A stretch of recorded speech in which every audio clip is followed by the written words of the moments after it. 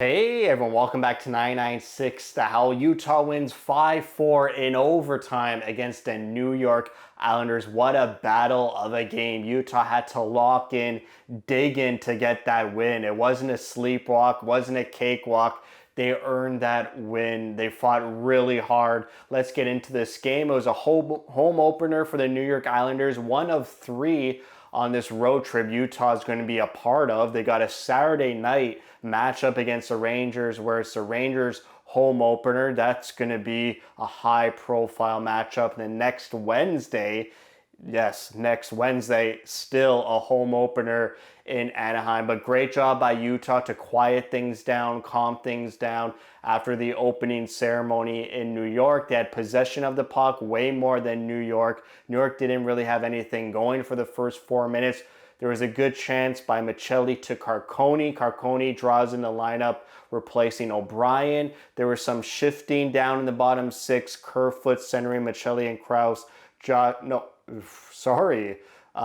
Kerfoot centering Doan and Krause. Michelli dropping to the fourth line with Carcone and Stenlin. Yes, I had to stumble because I can't believe Michelli's on the fourth line. A bit of a mix-up in the bottom six here, but whatever's happening, it's working. Back-to-back wins for Utah. After about those first 4 minutes, Utah was playing good hockey. The Islanders got two great chances off turnovers by the first line. I believe it was Nick Schmaltz turning it over both times in that same shift. Islanders getting themselves back into that game. There's a nice chance by Hayden, assisted by, a pass from Kesselring to Hayden, hits the post. And then the Islanders go on the power play and they score to make it 1-0. A bit of a controversial goal. The Utah Hockey Club had to go and challenge it. They thought it was goaltender interference.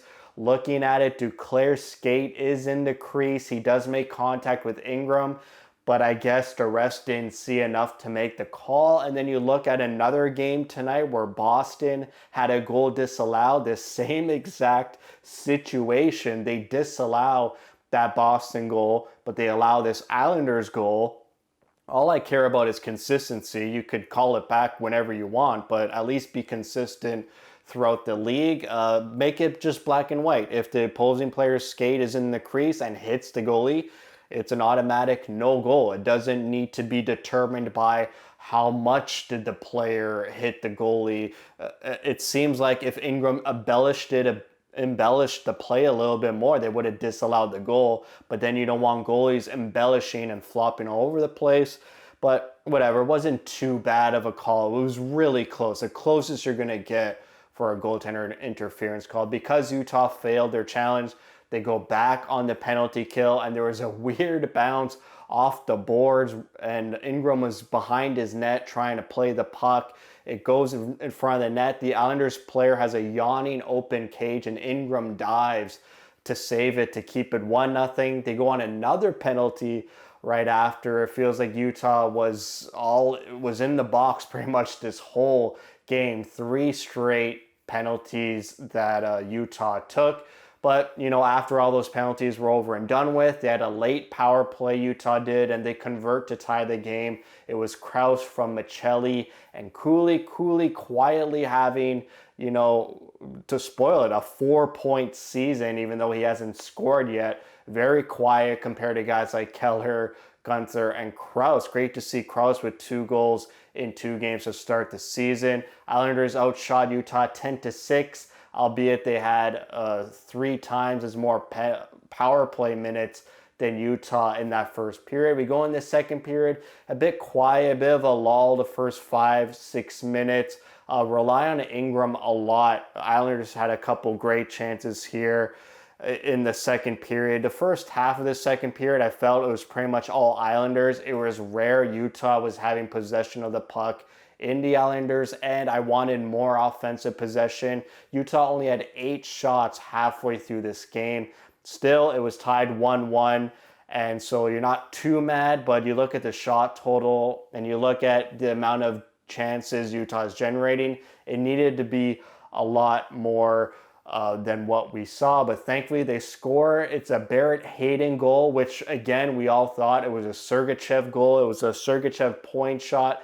Everyone thinks it's Sergachev. They literally go into intermission thinking it's still Sergachev, but coming out of intermission, they credit it to Hayden. Hayden himself on a 2-goal game streak as well, assisted by Sergachev and Keller. There was a late penalty in that second period. A lot of penalties Utah took in this game. Enter the third period where the lead for Utah is quickly taken away. In the first minute, the Islanders tie it up 2-2. Ingram can't stop everything. And to be honest, I don't want these games to turn into we're relying on Ingram so much. Again, I think Ingram was one of the best Utah players, if not the best player in this game. I'd rather Utah be a team where they command the game, command the play, overpower opponents, not rely on goaltending. But Ingram's a great goalie, underrated. A lot of people are going to have their antennas tuned to Ingram around the league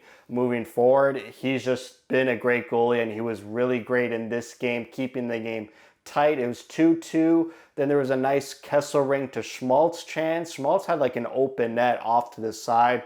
I just don't know how Schmaltz didn't bury that. And then Utah goes on the power play. Usually good things are supposed to happen on the power play, but a shorthanded goal conceded by Utah, scored by the Islanders. It was a weird play. It was like a 2-on-1, 2-on-2, where the Islanders player goes to take a shot, but he sort of whiffs on it or fans on it, and Ingram's reacting to like a powerful shot, but it's a floater, it bounces, and an Islanders player is right there to tuck it in the open net to make it 3-2. But on the same power play, Utah ties it up very quickly with a nice one-timer by Gunther for his third of the season. Gunther is feeling it. He's hot. As Matt McConnell said on the broadcast, at that time he tied the league lead in scoring with 3, tied with Mikko Rantanen on the Avalanche. And then after that goal, a bad, undisciplined penalty by Ian Cole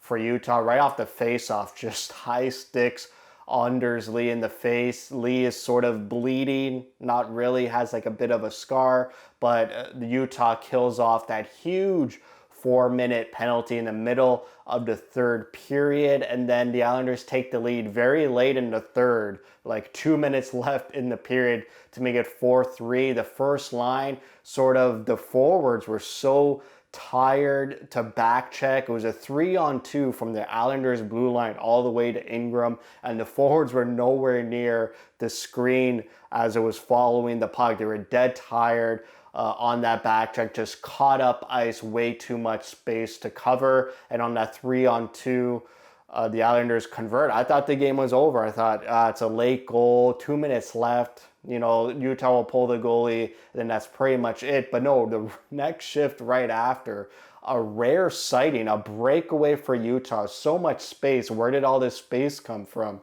The Islanders were playing such a structured and defensive game, tight this whole game, and then all you see is Doan all alone with the puck. Like, is he going to do it? And he scores immediately after going down 4-3. They tied up 4-4. They go into overtime, and Dylan Gunther, who I think now leads the league in goals with 4. First time I'm able to say that ever. Assisted by Cooley and Dursey. Cooley with 4 points on the season, all assists. Gunther can't believe it. What a shot, what a snipe. Finds a clear hole over Varlamov's shoulder and glove. A great game, a great battle. Utah 26 shots, New York 25. Still a bit low, but 5 goals on 26 shots. They're going to take that every day to the bank. Power play was perfect, 2 for 2. Penalty kill, 5 for 6. Penalty kill really came through in this game. Without a good penalty killing unit this game, they probably would have lost. And faceoffs, 52.2%. That's 2 games now, 50% or over. It's just great to see. All good vibes around Utah lately. They got their first big test. I mean, Chicago, rebuilding team. New York, a bit of a bubble playoff wildcard team. Then now you got the big dog in the Rangers on Saturday, a cup contender. It's going to be a tough one, and we'll see how Utah responds there. So that's it for me. Thanks for watching.